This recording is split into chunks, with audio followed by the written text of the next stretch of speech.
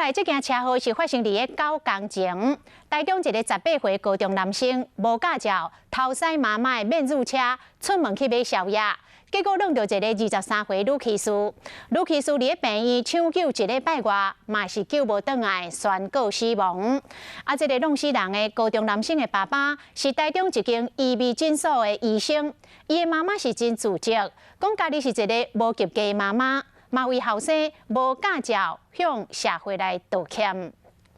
免路开甲真紧，甲头前骑车的女骑士直接弄飞。没有踩刹车。有啊。你那时候开多快？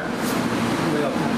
肇事张姓驾驶是高中生，无驾照。迄天半暝偷开妈妈免路出去外口，甲女骑士弄甲重伤。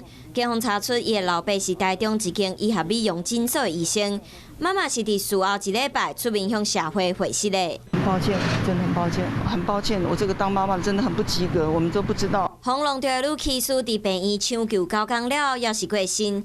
肇事高中生的阿姐透早嘛去殡仪馆得医。今天来是警方通知，第一个比例要做，第二个可能要有一些勘验动作嘛，他本人他是现行的人，应该就会要面对。